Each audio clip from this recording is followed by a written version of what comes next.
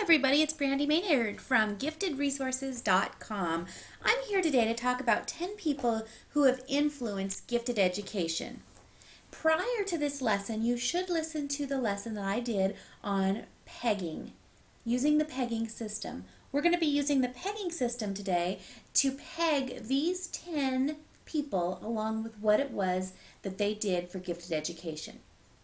Here we go.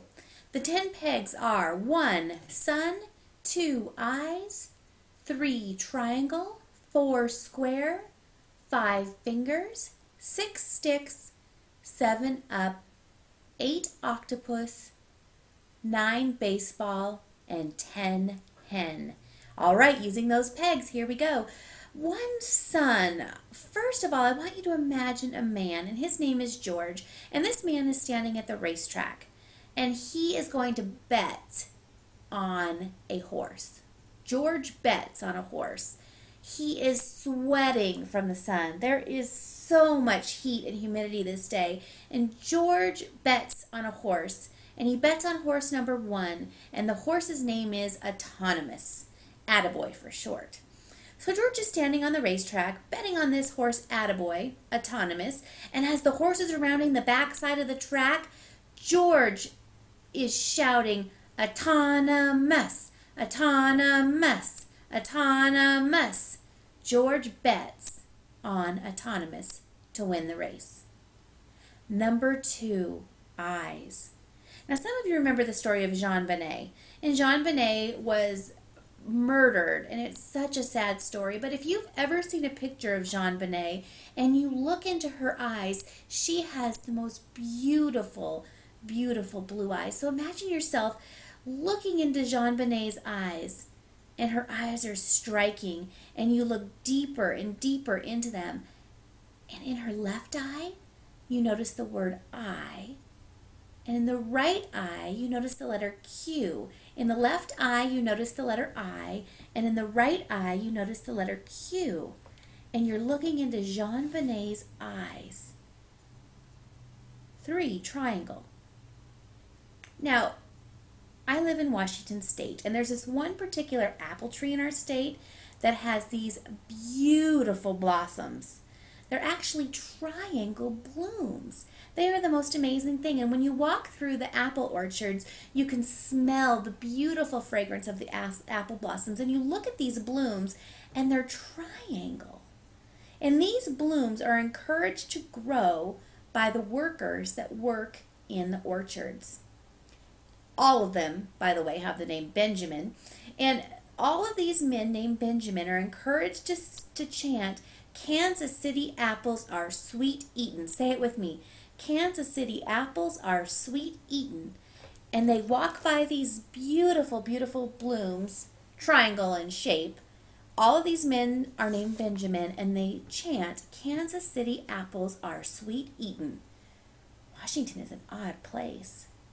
Now I want you to hold up our class textbook written by Barbara Clark. 4 is square, and you'll notice that the textbook is square, and it was written by Barbara Clark, one of her best works. I'm going to go ahead and rest the book on your head and picture all the research within the book filtering into your brain. Barbara Clark, Growing Up Gifted. The book is square. It's a must-have for all gifted teachers with a focus on brain research and gifted development. Barbara Clark's book, Growing Up Gifted. It's square. 5, Fingers. There's this woman named Donna, and Donna wrapped her fingers around the steering wheel of her Ford 150 truck. Yes, Donna was sitting in her Ford 150 truck, and she reached her 5 fingers of her left hand and her 5 fingers of her right hand onto that steering wheel. And she was in search of hitchhikers. Now, I know that you're not supposed to pick up hitchhikers, but she had a particular purpose in mind. Donna, wrapping her fingers around that Ford, was looking for African American students who needed a ride to their local gifted program. And she's driving down this country road, and she sees several of them. And she pulls over and she picks them up and she says, "Get in, guys. I'm going to take you to the local gifted program." And actually, as she's driving by, they have their thumbs up, knowing that she will come and she will find them. They need a ride to their local gifted program because these are kids that otherwise wouldn't have gotten into a gifted program unless she had noticed their special gifts and talents.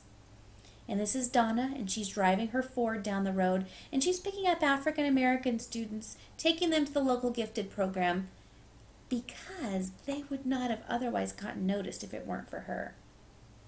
And as Donna and the kids are riding down the road, she sees her friend Mary. Her friend's name is Mary, and Mary is picking up sticks on the side of the road, 6 sticks.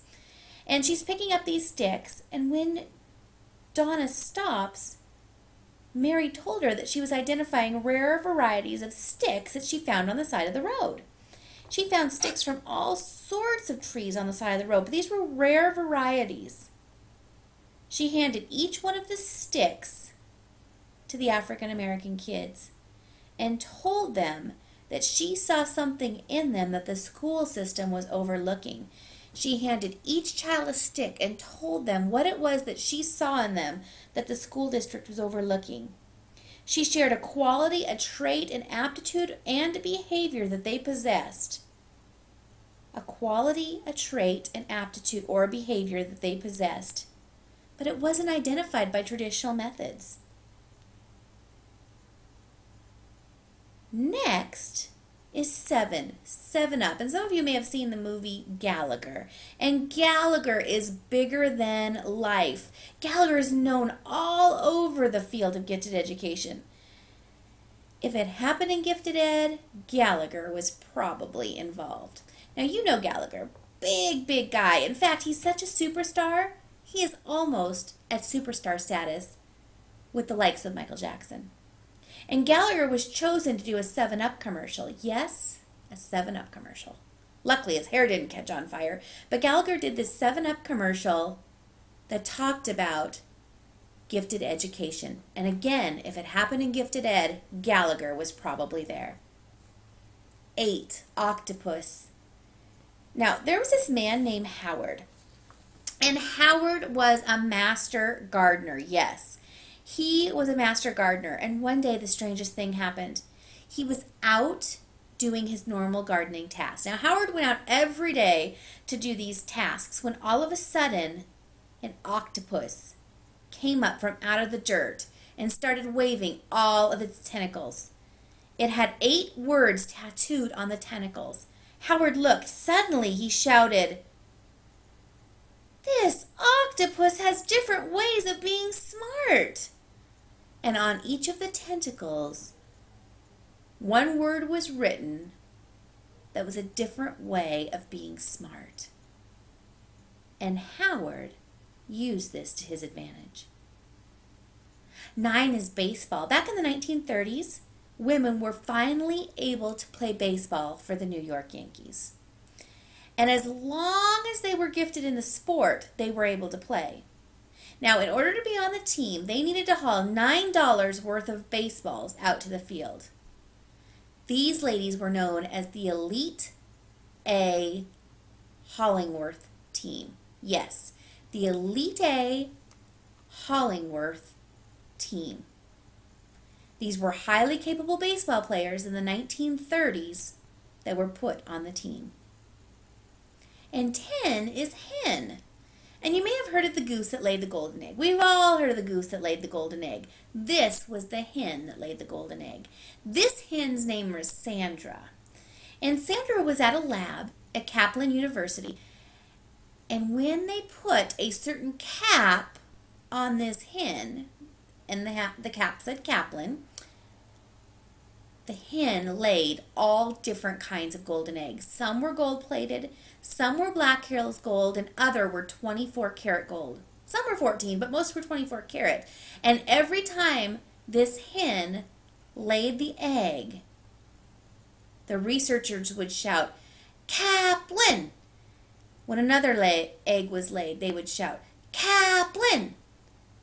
And pretty soon, Sandra, the hen, laid enough golden eggs to pay tuition for every student in the university. 10 people who influence gifted education based on the 10 pegs in the pegging system. Let's look at number 1. Now, this was a man named Betts, George Betts, on a horse. And it's so hot outside, the sun is beating down, and the horse's name was Autonomous. And Autonomous won the race. The first influential person in Gifted Ed is George Betts. And George Betts is known for the autonomous learner model. George Betts is known for the autonomous learner model. The second influential person has to do with the story of Jean Monnet. We looked deep into Jean Monnet's eyes and we saw 2 letters, IQ. Jean Monnet had eyes that said IQ. And the person in Gifted Ed is Alfred Binet. And his work was used as the basis for the Sanford-Binet IQ test.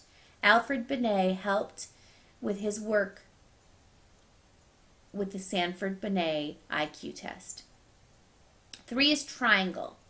Now, we talked about this particular apple blossom in Washington State, and it was triangle in shape, and it was the bloom that was on there. And all of the people who were working in the orchard's name were Benjamin, and they would shout, "Kansas City apples are sweet eaten."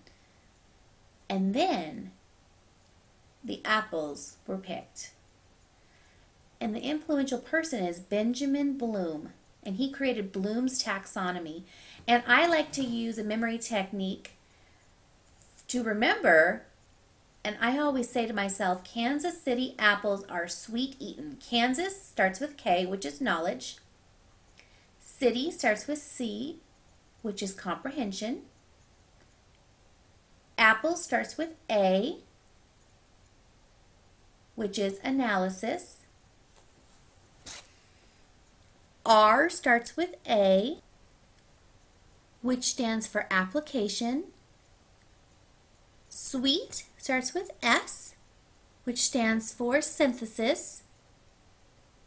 Eaton starts with A, which stands for evaluation. And that's how I remember Bloom's taxonomy. Kansas City apples are sweet eaten. Next was square. And this is where we talked about the textbook by Barbara Clark, Growing Up Gifted. It was a square book, and she's known for brain research and gifted development. 5 fingers. There was a woman by the name of Donna, and Donna was driving a Ford pickup, and she was picking up African American students to go to the local gifted program. And Donna Ford is our next influential person in gifted education, and she was an advocate for African American students who otherwise may not have gotten into their gifted programs.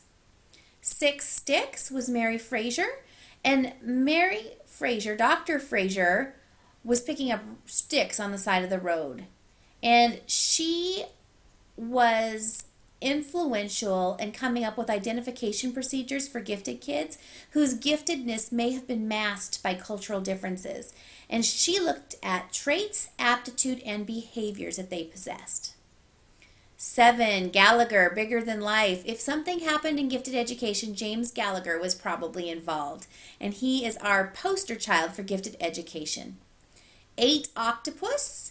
And there was a man by the name of Howard that was gardening. And of course, it's Howard Gardner. And he was responsible for the 8 different ways of being smart, or multiple intelligences.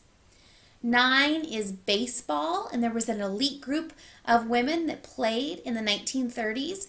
And the Elite A Hollingworth team, Lita Hollingworth, she created the first highly capable classrooms in New York in the 1930s. And finally, 10 hen. There was this hen named Sandra who laid the golden eggs. And this is Sandra Kaplan.